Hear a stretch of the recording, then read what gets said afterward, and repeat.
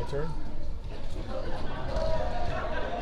Well, we're super excited, like I'm sure a lot of people are this time of year. We think we've got a really good crew, and I think the theme here is just progression. I think we've progressed. It's hard to believe that this is Coach St. John and Coach Metcalf and I are entering our 6th year at Iowa State. Time flies when you're having fun, right? And this has been fun and continues to be fun, and I think we've got a chance to have a really fun year. So with that, I'll let you guys talk to me. What's the challenge and the opportunity for David moving up to 165? I think that's great. I think challenge and opportunity are the two words, and I think that's what he strives for, and I think that's what he's about. 57 was a weight that was, he really had to focus on, and not that he did a bad job there. It wasn't the difference in him winning or losing and when he won and when he lost. It was just work, and I think with David's personality, and you know what, just to be quite honest, is when you have that kind of skill, you have the luxury of picking whatever weight you want. And he picked 165 this year, and that is really what it boils down to. Was he decided, you know what, I'm going to focus on eating, and I might not ever get more than 7 or 8 pounds overweight, but that's fine with me, and that's where I want to compete at. So I know he'll be ready to go. I know it's a good weight. I know it's a deep weight, and I think that makes it even more exciting. That's something you can go tell your grandkids, that you picked the hard weight and you won the hard weight. Coach, you touched a little bit on what this freshman class is doing for the upperclassmen coming in and putting pressure on them. So when this whole freshman class thing started, I did not realize it was going to morph into such a big class. With some gray shirts that we had around last year that are now technically freshmen as well. I think we're right at 20, 19 or 18 or right around 20. So there's strength in numbers, and these guys happen to be also pretty darn good wrestlers. They're very competitive, the whole group. They've really bonded together. I think that they're, going to be, make a difference right away for us. I know they have in the room in terms of just pushing the older guys, and there's no back seat taking right now. I can tell you that with this freshman class. A guy like Casey Swiderski, you've been high on him since he got here. What does he bring? What have you seen so far? Casey's just a competitor, and he's kind of that savage dude you like to have in your room. I always tell everybody he's a little savage, and if you pick Casey, you better be ready to go. And he's going to be an exciting guy for Iowa State fans to follow over the next 5 years. He's just it's really important to him, and he loves to compete. And when he gets dialed in, we saw it a couple times last year when he got those opportunities for those big national level matches. He did a great job. He's the one listed in the starting lineup right now. Who are some other freshmen that have impressed you so far in the early going? Well, we've got a lot of guys that have done a good job. I hate mentioning names. I mean, we've got Rojas and Gaitan, and then the Frost brothers, and Nando Villascuse, and gosh, I could keep going. The Perryman. We've got a bunch of guys that have really stepped up and done a good job for us in the freshman class. I probably forgot somebody, they're mad at me, but I already gave them the disclaimer that if I don't mention your name, don't take it personal. Blame it on my age or something. What's the next step for Younger? I think the next step for Younger is just continuing to get better folk style wrestling. I mean, I think that's the beauty of Younger, is he really likes to learn, and he's really taken it upon himself to try to ride now. He's even been trying to pin guys. Obviously, we have to continue to evolve in the bottom and be ready to pick bottom every time this year. And I think the other thing that is just learning how to wrestle a 7-minute folk style match is a big difference in wrestling a freestyle match.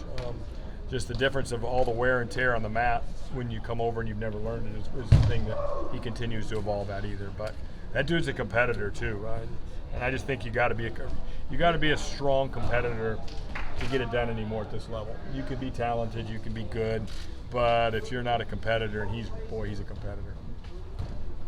Have you seen guys like Terakina, Skylar, Ramazan really respond after how they ended their season last year?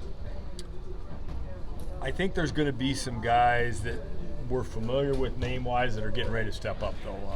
You got Terakina, you got Ramazan, you got Redding, You got Judge. You got Skyler. You got of course everybody knows Coleman and Younger and David, but there's a bunch of those guys there that I think really made some improvements. I know Sam Skyler made some great improvements over the summer. Really excited to see him compete. What are some of those improvements that he made? What did you see from him? Well, I think we always knew there was a good wrestler in there. I think more than anything with Sam was just getting to believe in himself. For a guy that is big and strong as he is, he's got to get himself on his side, if that makes sense. He's got to become a bigger fan of himself. So I'm trying to get him a whole lot cockier. That's my goal, is to get him really cocky this year. Once we get a cocky Sam, we're going to have a really good guy. No, 65 was a little bit of a revolving door last year. This year with David there, 57 could potentially be that weight, or who do you expect to maybe step Tell you up what, there? we've got a lot of guys right now at 57 that are obviously going to 57 that are really looking good in the room. I mean, we've got, Judge obviously is probably the slight favorite, but, we got a transfer in last year from Campbell. Jason Kreiser's really been looking good. We got this kid that transferred in, Huddleston, from a small college in Missouri that's really, I feel, improved a lot. We got the Stotts kid from Des Moines that's always been in there. So 57 Wrestleoff's going to be a doozy. Don't have any predictions there. Zero. Coach, very successful dual season last year. When putting your schedule together for this season, any adjustments to that based off the performances or where you go? No, I mean, I think the one thing we wanted to get on our schedule this year that we weren't able to get on the last couple of years was like a 2-day tournament. So going to the Southern Scuffle will give us that. We wanted to get that on there. I don't love the timing of that tournament because I'm a big believer in sending kids home over the holidays and giving them a break, and such a long season. I mean, we open November 5th, and we're not done until mid-March. So that was kind of the one adjustment we made, where we're going to do that. But we've got a pretty darn tough schedule, and it just kind of worked out that way based on who we owed trips to and who owed us trips. And I don't know if we necessarily went out and got anybody. Well, besides going to the Florida and the New Orleans thing, that definitely is going to step up our schedule. I mean, looks like right now we're set to wrestle Wisconsin on the first Saturday night in November, and I think I just saw rankings out that we're 9 or they're 9 and we're 10 or something. So right away out of the gate, we're going to get a top 10 match. The timing of the New Orleans trip and then the Scuffle, is that going to, it might be too early, but impact who might go to what, or if you send the 18 to the Scuffle? Absolutely. We'll have to make some, we'll see where guys are weight-wise, health-wise. I don't see us taking 10 starters to the Southern Scuffle. I would like to. That would be my goal. But just in terms of resting and seeing how guys respond and how young guys, we're going to have a couple young guys in there, how they do with their weight and stuff like that. We'll see where it's at. But that's the goal. Yeah. Broderson's a guy that you have listed at 74. I know he did the freestyle thing last spring. What have you kind of seen from him? And that's a guy that when I mentioned all those names, that was a guy that I forgot. Julian did a great job in the offseason. He did a lot of freestyle. He spent some time in Colorado Springs. All stuff he didn't have to do, and he did do.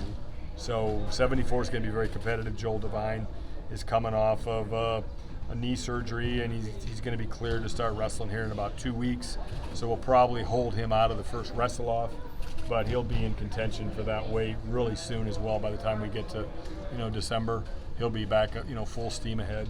So knock on wood, we're really healthy. He's like the last guy we kind of got to get back in there.